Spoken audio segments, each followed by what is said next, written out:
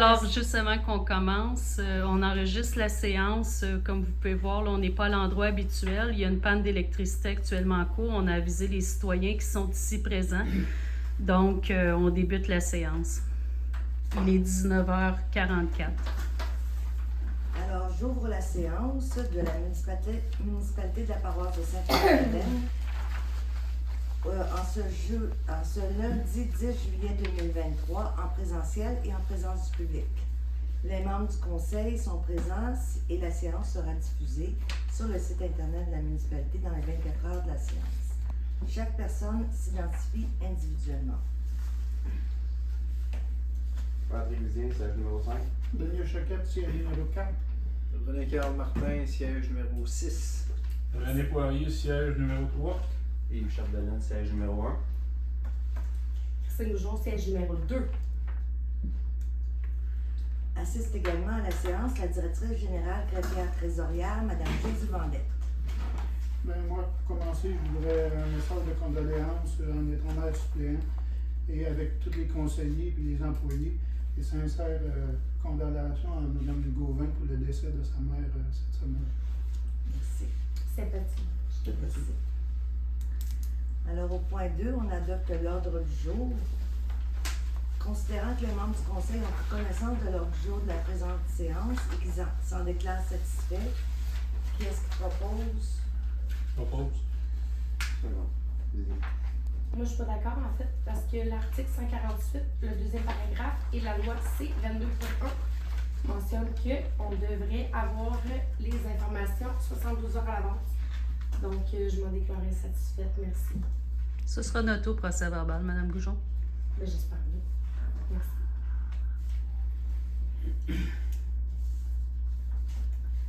Au point 3, l'adoption des procès-verbaux. Alors, on adopte le procès-verbal de la séance ordinaire du 12 juin 2023. Qui est-ce qui propose? Qui est-ce qui appuie?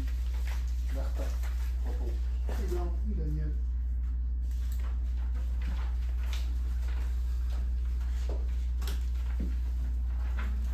Au point numéro 4, le rapport de correspondance. Alors, je vous ai déposé plusieurs correspondances, notamment des correspondances du ministère des Affaires municipales et également là, de la FQM et de l'UMQ relativement à la nouvelle politique nationale de l'habitation et également là, aux OGAT, les orientations gouvernementales en aménagement du territoire. Alors, ça va changer pas mal notre façon de faire au niveau de l'aménagement, la densification, pour ceux qui n'y croyaient pas, va nous frapper de plein fouet. Et également, là, toute la philosophie derrière l'aménagement du territoire est revue. Alors, le gouvernement est actuellement en consultation publique et on aura les informations là, sous peu sur où on s'en va, mais déjà les orientations qu'on appelle les OGAT sont déjà communiquées. Alors, je vous ai mis de l'information là-dessus, vous pourrez aller lire. Au point 5, suivi des demandes citoyennes. Il n'y a pas de suivi pour ce mois-ci. Au point 6, c'est la période de questions qui porte sur le sujet à l'ordre du jour. Oui. Maxime Caillé. Point 9.1, pour le service incendie, il y avait un projet d'une régie.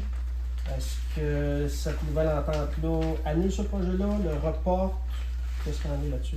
Cette nouvelle entente-là prévoit les modalités de création d'une régie. Donc, on va créer la régie et l'entente va simplement être transférée à la régie. Merci. Est-ce qu'il y avait d'autres questions? Alors, au point 7, sur la législation, vu la période des vacances, les points relatifs aux modifications réglementaires sont reportés à la séance du 21 août prochain. Alors, comme j'expliquais avant l'Assemblée, ça aurait fait en sorte qu'on aurait fait les consultations, les appels de référendum pendant la période des vacances de la construction, ce qui est drôlement pas favorable au niveau des citoyens. On va attendre leur retour à la normale pour faire ces consultations-là. Au point 8.2, l'approbation des comptes à payer. Alors, vous avez une liste de comptes à payer pour un montant de 107 194,06 $. Alors, ça inclut là, les dépenses courantes au niveau du logement et tout ça. Ce sera la dernière partie de logement qu'on paie pour l'autre côté. Alors, le local qui est anciennement le local des loisirs là, est libéré. Donc, à partir du 15 juillet, là, on n'est plus locataire. Qui est-ce qui propose? Second. J'ai oublié le point 8.1 qui est le rapport financier, le dépôt du rapport financier. Alors, on dépose officiellement le rapport financier 2022. Alors, on l'avait déjà déposé à la séance du mois de juin.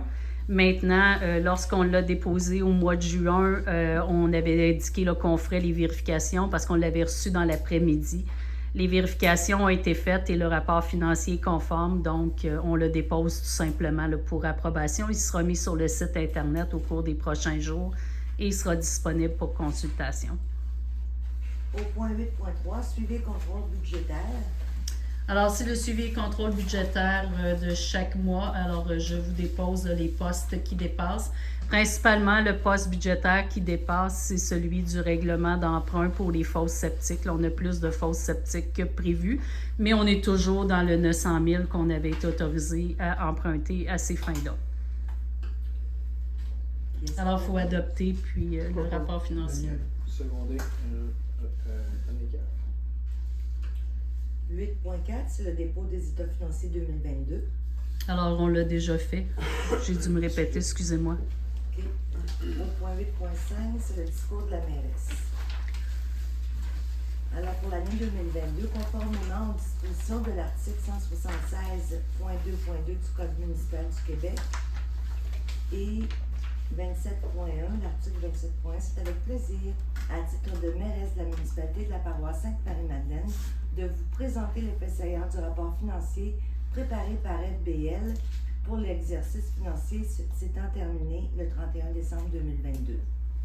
L'année 2022 nous a permis de reprendre la planification de plusieurs projets qui avaient été suspendus en raison de la COVID-19. Nous devrions être en mesure de réaliser ces projets à la fin de l'année 2023 ou en 2024. Nous sommes actuellement à finaliser les demandes d'aide financière pour atténuer l'impact financier de la réalisation de ces projets sur la population. Plusieurs ententes, telles l'entente de gestion du 4e rang ou l'entente incendie, ont été renégociées et nous avons établi les nouvelles bases de gestion pour les années à venir. Il en est de même pour les loisirs où nous avons convenu avec le conseil municipal du village de jumeler nos efforts et de permettre à l'ensemble de la population du Grand Sainte-Madeleine d'avoir accès aux offres de services en matière de loisirs, indépendamment du lieu de résidence.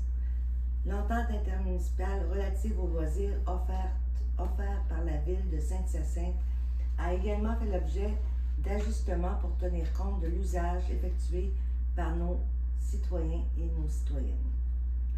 Je suis donc très fière du travail accompli par notre équipe. Alors, vous avez les montants de tous les revenus, les dépenses, les conciliations des fins fiscales, rémunération et allocation des dépenses du conseil municipal. Alors, si vous me permettez, Madame la mairesse, peut-être attirer l'attention de la population sur le fait que le taux de taxe uniformisé est de 0,6324 sous du 100, alors que le taux de taxe moyen dans la MRC est de 0,8868. Donc, on est en mesure d'offrir des services encore avec un taux de taxation qui est fort raisonnable et fort avantageux pour nos citoyens. Ces états financiers ont été déposés par la directrice générale Tafia Trésorière lors de la séance du 12 juin 2023. Ça représente la situation financière de la municipalité en date du 31 décembre 2022. Pour 2022, le programme triennal de la municipalité prévoyant la reprise des travaux reportés en raison de la COVID et le Conseil souhaitait poursuivre la réalisation des travaux souhaités. Les plans et devis ont donc été mis à jour. Nous sommes dans la finalisation de la planification des principaux projets. Dans les principaux projets visés, nous retrouvons les projets suivants: drainage pluvial dans le domaine du lac Huron, réflexion du réseau d'aqueduc sur la montée du 4e rang et le 4e rang, l'ajout d'abribus et l'ajout d'infrastructures d'égouts sanitaires et pluviales dans le secteur d'Ouville. En 2023, la municipalité s'est également portée acquéreur de l'immeuble 6 au 3355 boulevard Laurier à Sainte-Marie-Madeleine, abandonnant ainsi le projet d'expropriation d'un lot pour y construire un centre municipal. L'objectif de cette acquisition est de doter la municipalité d'un centre municipal auquel seront éventuellement joints les bureaux municipaux. Les projets avancent donc et nous espérons pouvoir réaliser la majeure partie de ceux-ci d'ici la fin de notre mandat politique.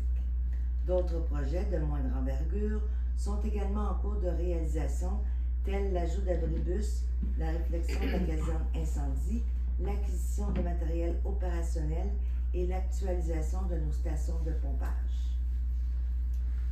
Vous avez l'endettement de la municipalité, vous avez les soldes et dans quel secteur ça concerne.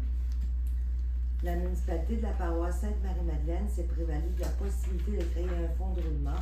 Elle a donc procédé à la création d'un fonds de roulement de 500 000, lequel est actuellement utilisé à titre de financement temporaire. L'existence d'un fonds de roulement permet à une municipalité d'emprunter ce fonds des sommes remboursables par la municipalité sur une période maximale de 10 ans. Actuellement, le fonds de roulement servait à payer une partie des frais de nettoyage des étangs aérés et à financer les subventions pour la mise à jour des installations septiques en attendant le financement de ces projets. C'est donc avec plaisir que je vous confirme que la municipalité demeure dans une excellente situation financière. Je remercie mes collègues du conseil, les membres de l'équipe municipale, nos citoyens et citoyennes pour leur grande collaboration et leur effort soutenu pour et au bénéfice des citoyens et citoyennes de la paroisse de Sainte-Marie-Madeleine. Merci.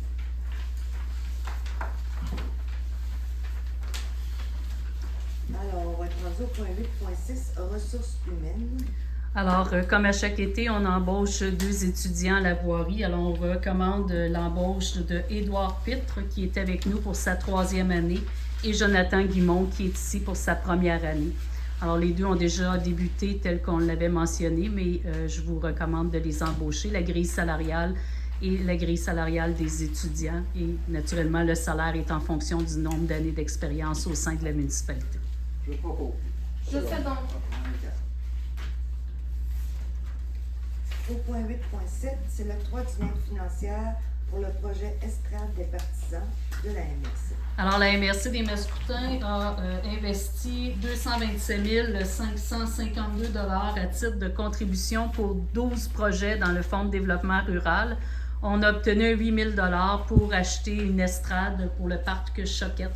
Alors, elle s'appellera l'Estrade des partisans. On devrait commander le tout sous peu. 9.1, entente intermunicipale incendie Sainte-Madeleine, suivi des négociations. Alors, comme vous le savez, les négociations sont continuées au courant du printemps pour...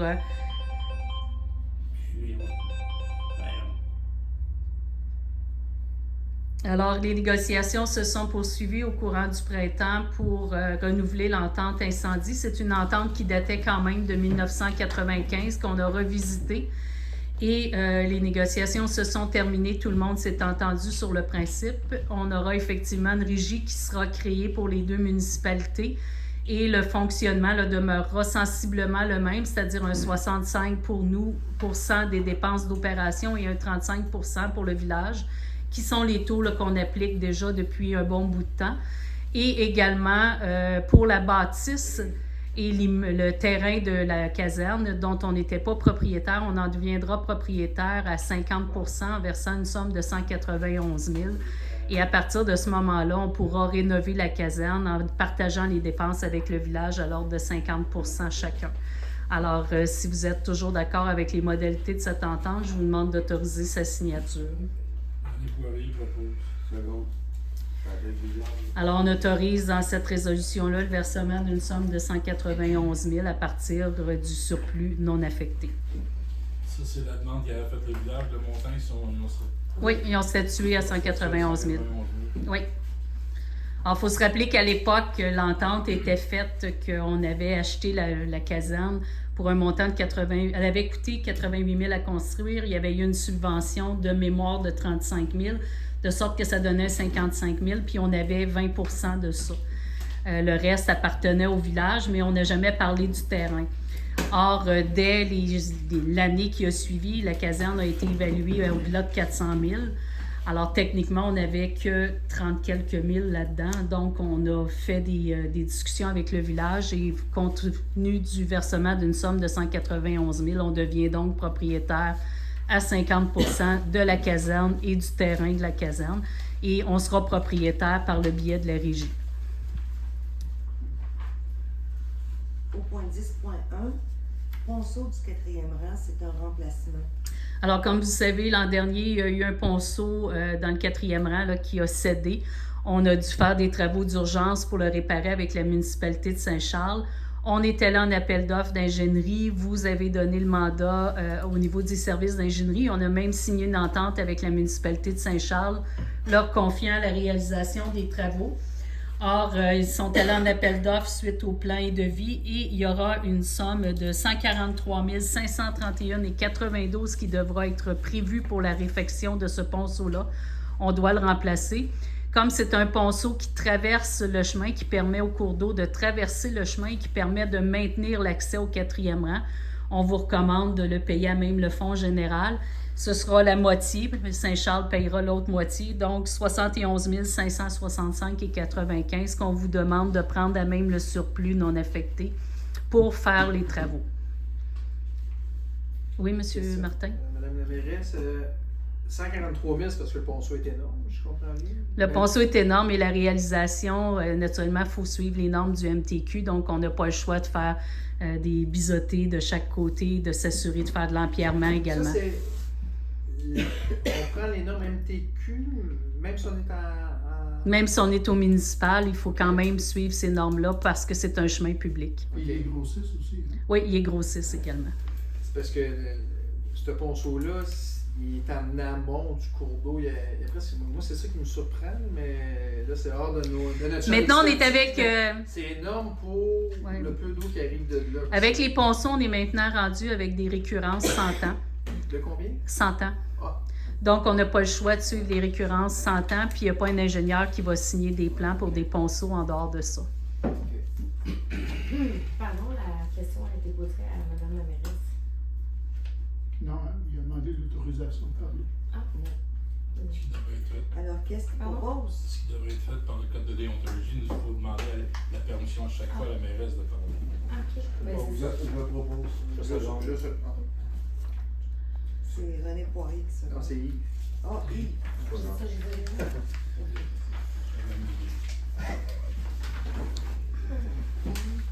Au point 10.2, l'UPA, sécurité routière. Alors, je vous ai déposé le guide des nouvelles normes de sécurité routière en matière de cohabitation avec les véhicules de ferme. L'UPA vous avait demandé là, la possibilité de faire en sorte que tous les chemins sur lesquels circulent des véhicules routiers de ferme soient munis de lignes doubles continues. Vous aviez dit non à cet élément-là, mais je vous dépose quand même les dispositions du code qui vont vous permettre la cohabitation et on va faire de la publicité à cet effet-là dans le bulletin municipal du mois de septembre, juste avant les récoltes. 10.3, c'est une demande de sensibilisation par Hydro-Québec. Excusez-moi, Madame la mairesse, dans ce cas-ci, Oui. seulement pour être sûr, si on revient au point d'avant, si vous me permettez. Oui, l'UPA. Mois de septembre, le blé mois d'août. Il va y avoir des récoltes, les moissonneuses batteuses au mois d'août cette année. Donc, OK. OK. ça, seulement avisé. On en prendra note pour la publicité. Donc, demande de sensibilisation de la part d'Hydro-Québec. Bien, c'est Hydro-Québec. Lors de la dernière séance, vous avez eu des revendications de quelques citoyens relativement au fait qu'Hydro-Québec se présente chez les citoyens et coupe des arbres sans aviser personne.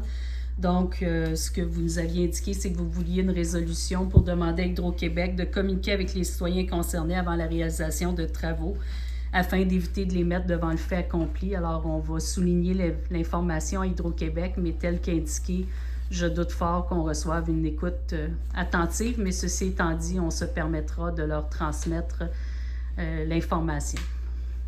Oppose. Second. Au point 11.1, liste des permis délivrés en juin 2023. Alors, il y a 23 permis qui ont été délivrés pour un montant de 407 518. Au point 11.2, le rapport de performance de suivi des requêtes du mois de juin 2023. Alors, je vous dépose le rapport des indicateurs de performance. Là, ça vous montre le nombre de requêtes qui sont entrées en juin et le traitement qui a été fait. Au 11.3, demande de révision, zone de protection, schéma d'aménagement.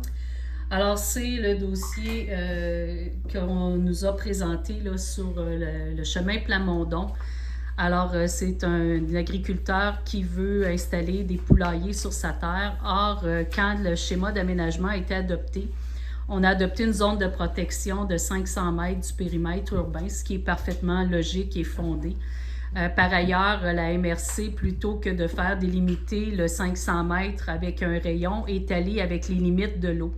Ça fait en sorte que ce propriétaire agricole-là ne peut pas utiliser le 3/4 de son lot, qui est hors le périmètre de protection, mais qui, à cause du fait qu'on a utilisé les limites de l'eau comme telles, il se trouve être bloqué dans la zone de protection. Alors, ce qu'on demande à la MRC, c'est de reviser cette zone de protection-là pour qu'on conserve le 500 mètres, mais qu'on permette à l'agriculteur d'utiliser le reste de sa terre, qui est pratiquement le 3/4 de sa terre, pour qu'il puisse faire des activités agricoles en conséquence.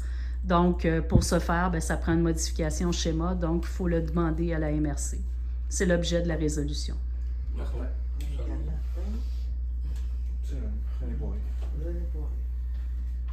Bien sûr, seulement ici pour éclaircir, si vous me permettez, quand on dit le lot, c'est LOT. Oui. C'est Oui. non délimitation Non, avec non, cours d'eau. cours d'eau. Parce que des fois, ça peut confondre pour certaines personnes. Au 11.4, c'est vraiment un cours d'eau. Cours d'eau, le ruisseau, branche 1. Alors- Demande d'intervention.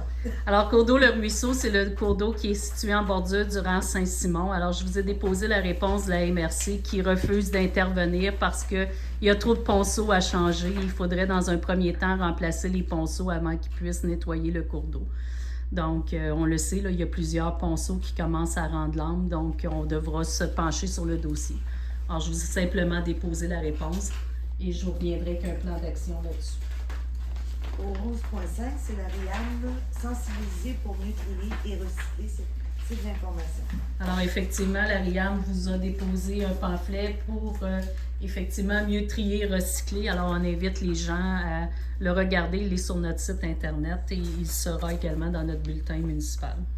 Au 11.6, c'est le bilan de la collecte des résidus domestiques dangereux. Alors, on a eu 1261 participants et on a collecté 26,6 tonnes métriques de résidus.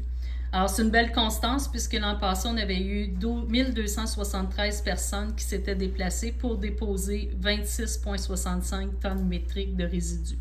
Donc, c'est des collectes qui valent la peine d'être tenues et qui permettent effectivement d'éviter qu'on envoie des choses au site d'enfouissement qui n'ont pas leur raison d'être. Au 11.7, c'est le dépôt d'un plan de mise en œuvre 2023-2027 de la politique nationale de l'architecture et de l'aménagement du territoire. Alors, je vous ai déposé là, la politique nationale de l'architecture. Alors, c'est 30 mesures et actions qui ont pour objet de moderniser les pratiques et les outils en matière d'aménagement du territoire et de l'architecture afin de prendre en compte les défis contemporains et d'offrir des milieux de vie encore plus complets, conviviaux et durables. Alors, je vous invite à le lire, c'est assez lourd et les orientations gouvernementales vous seront déposées à la prochaine séance. Ils viennent se joindre à cette politique-là.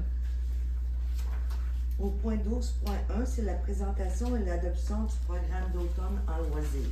Alors, je vous ai déposé la programmation d'automne. Je vous l'ai mis sur papier parce que c'était plus facile à lire. Alors, effectivement, là, ça a été présenté au comité des loisirs jeudi passé. Tout le monde sont d'accord avec ce projet de cours et d'activités qui seront offertes par les loisirs de Sainte-Madeleine et Sainte-Marie-Madeleine. Pardon, Alors, excusez, quand vous dites tout le monde est d'accord, vous parlez de... comité des loisirs. OK. Alors, le comité des loisirs a pris la peine d'étudier là, la proposition et vous recommande de l'adopter. Je propose. C'est bon.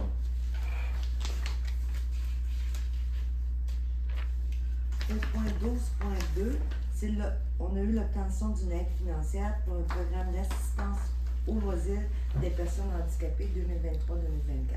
Alors, on a un montant de 13 248 qui nous est donné pour l'embauche de 9 accompagnateurs. Simplement vous dire qu'on a près de 20 enfants en accompagnement cette année, en plus des groupes. Donc, c'est assez lourd au niveau de la gestion. Au point 13.1, Simon-Pierre Savard-Tremblay, invitation aux nouveaux résidents. Alors, je vous rappelle l'invitation là, de M. Tremblay pour le 30 juillet à 13h30 au jardin Daniel Séguin à Saint-Hyacinthe. Alors, c'est pour les nouveaux résidents. Vous pouvez aller rencontrer le député à ce moment-là. Sur la rue Scott. Oui. Au 13.2, dépôt du bilan économique 2022 de Saint-Hyacinthe Technopole. Alors, à titre d'information, je vous dépose le bilan. C'est quand même intéressant. Il y a de l'information qui est pertinente là, sur notre région. Au 13.3, c'est l'information de l'UPA, porte ouverte le 10 septembre 2023, de 10h à 16h, Cactus Fleury. Alors, il y a 12 fermes qui seront l'hôte des portes ouvertes de l'UPA pour le 10 septembre et le Cactus Fleury en fait partie. Donc, probablement là, qu'on aura une demande de réduction de la circulation sur le chemin nord-ouest et l'utilisation du stationnement.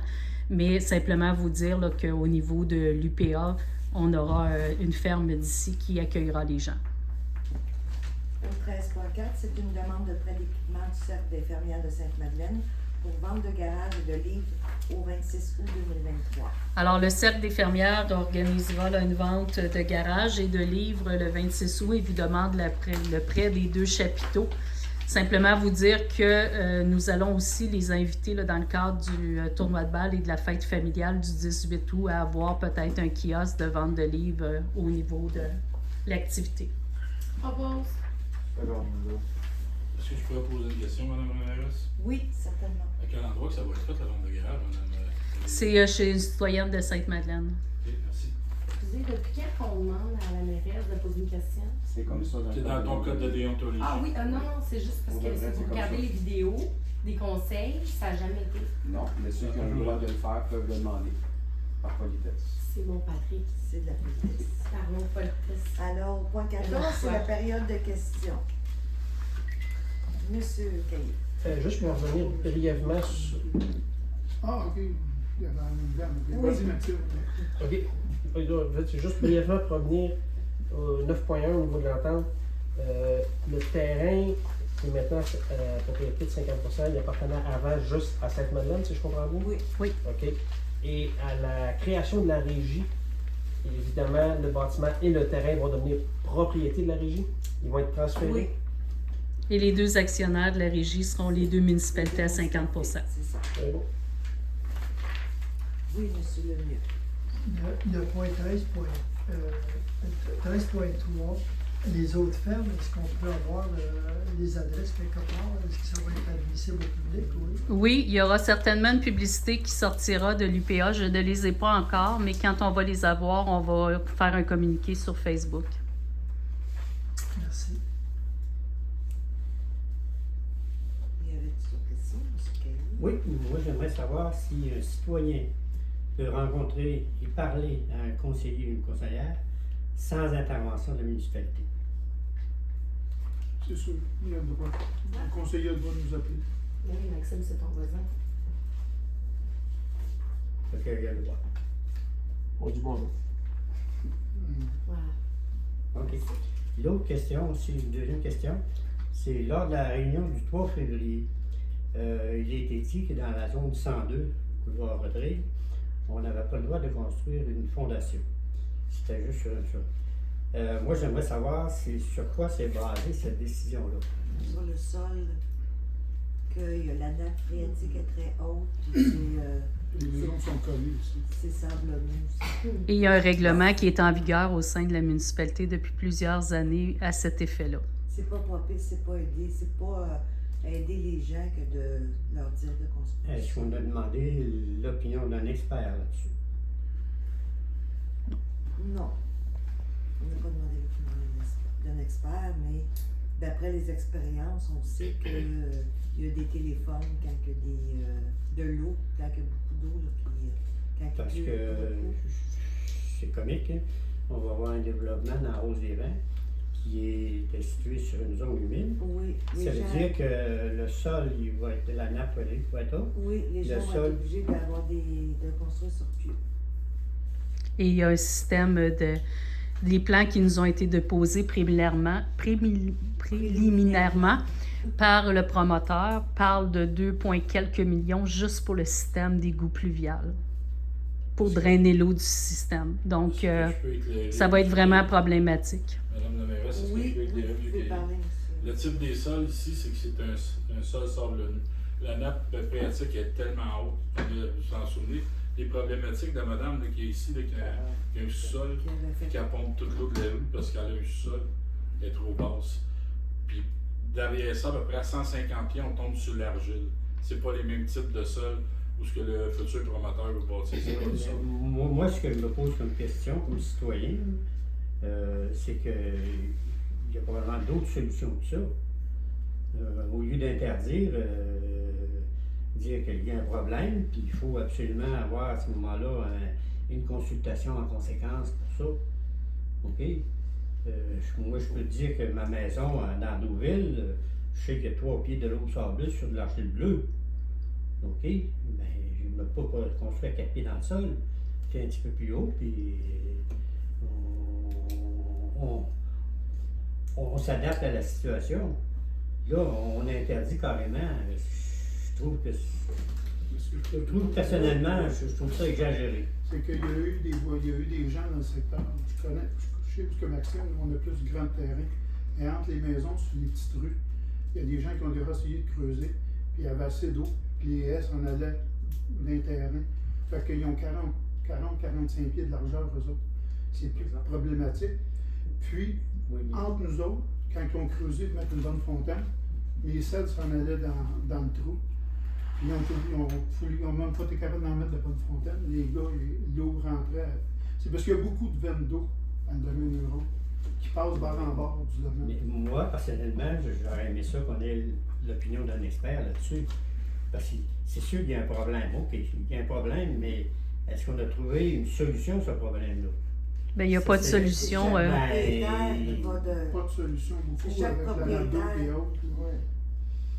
Ben, je regrette, mais normalement. Ben, M. Kayev, il voit un projet que vous visez. Non, Parce que si mais vous avez un c'est- projet, vous pouvez nous amener une étude qui démontrerait que chez vous, c'est pas problématique. Puis à ce moment-là, on le regardera.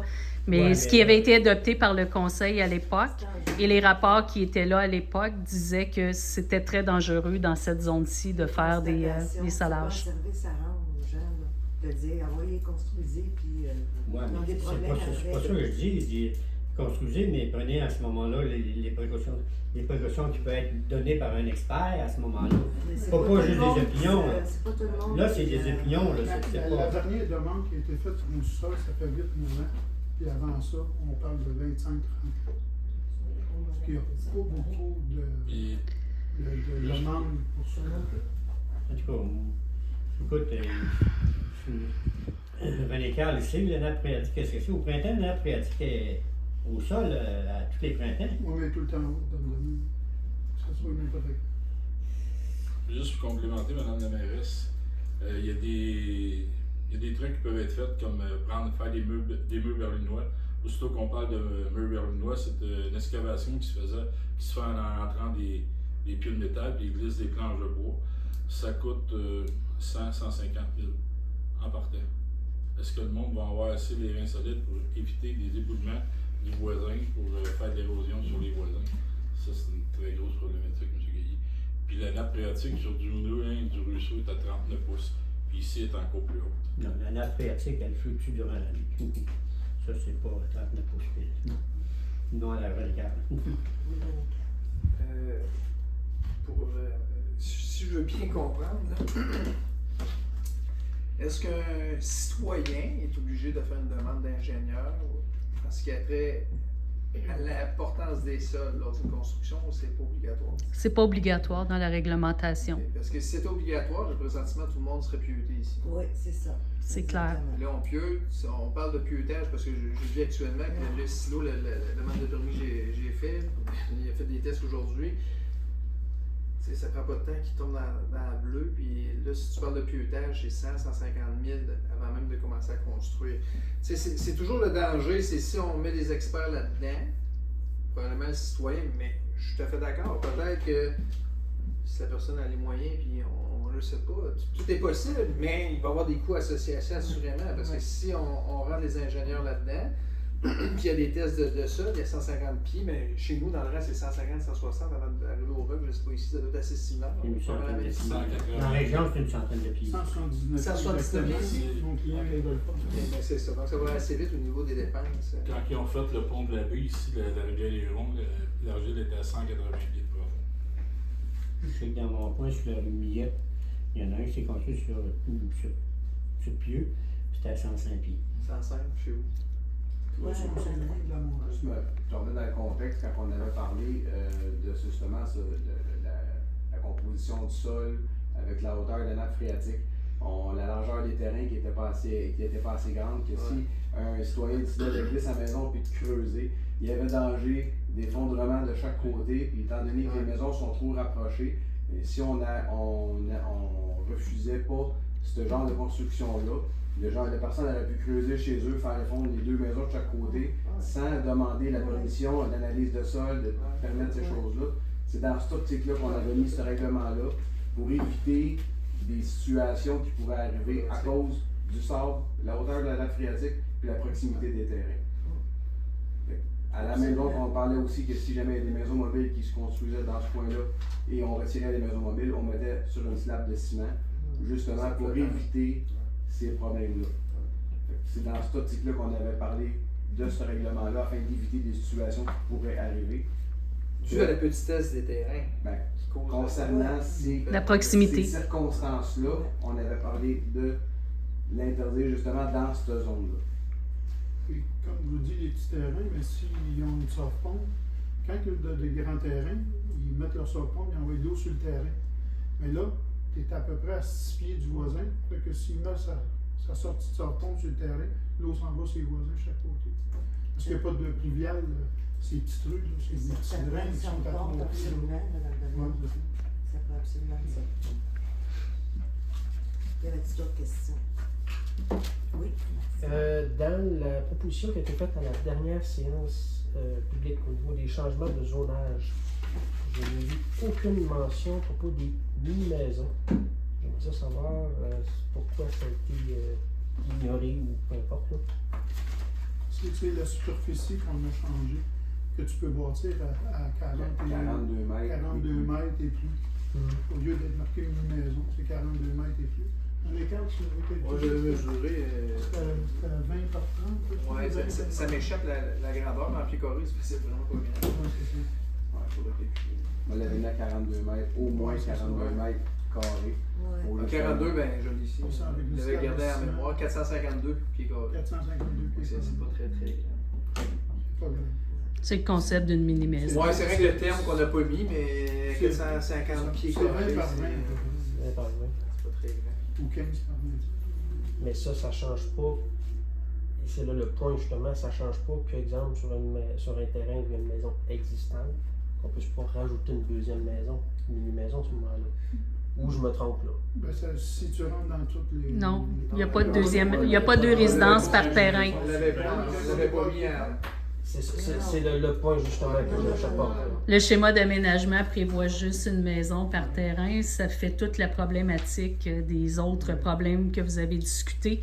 Alors, vous m'avez toujours dit pas deux résidences par terrain. Si vous en voulez deux, ben là, il va falloir le revoir avant l'adoption du deuxième projet. Ça va être une question de grandeur de terrain, il y a beaucoup de paramètres qui vont rentrer en ligne de compte. C'est sûr, un petit terrain, on ne le permettra jamais. Là. Ça, non, mais on s'entend, je vais être clair par contre, on s'entend où est-ce que c'est un terrain où il y aurait une fosse septique. Je comprends qu'il y a des questions. C'est ça. Bon, c'est ça, il y a des questions de capacité, tout ça. Mais on s'entend sur un terrain où est-ce qu'il y a les égouts, où est-ce qu'il y a de terrain de stationnement, tout ça, ça devient possible. Là. Présentement, non. Présentement, le schéma ne le permettrait pas. Il faudrait faire la modification au schéma, puis la MRC n'a pas l'air à s'enligner vers ça au moment où on se parle. Mais probablement, là, je pense sans savoir, probablement dans un futur rapproché, tu sais, Laval et ainsi de Oui, suite, ça en ont s'en parlé, vient puis ça se fait par en Ça se haut, fait ça se fait où que le partout. bassin de population est super élevé, ça se fait, c'est sûr que par la bande, d'ici peut-être quelques années, ça va nous toucher aussi, là, il va falloir s'asseoir et en discuter probablement.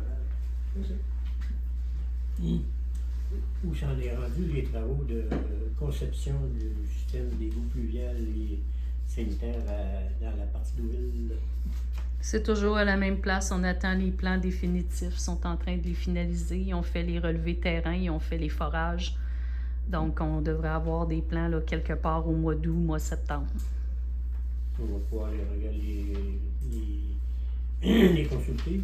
Quand on va être rendu à la consultation publique, vous allez être invité comme propriétaire. Vous pourrez venir les consulter à ce moment-là.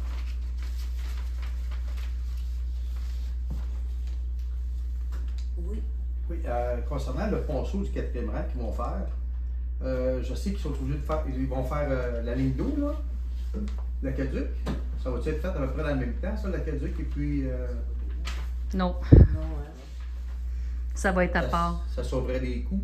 Non, pas vraiment, parce que le ponceau est perpendiculaire, tandis que la ligne d'eau est parallèle au chemin. Donc, ça ne sauvera pas vraiment de coût. On s'en va en forage, donc ils vont le passer au bout du ponceau, puis il n'y a Ok. pas de problème. Est-ce qu'on a une date environ pour l'aqueduc? On est en demande de subvention actuellement. Dès qu'on va avoir des nouvelles de la demande de subvention, on va pouvoir finaliser le montage financier et on va pouvoir aller en appel d'offres. Merci. Y a-t-il d'autres questions? Alors, on va procéder à la levée de la séance. Martin. Il est 20h45, fin de la séance. 20h45. L'électricité va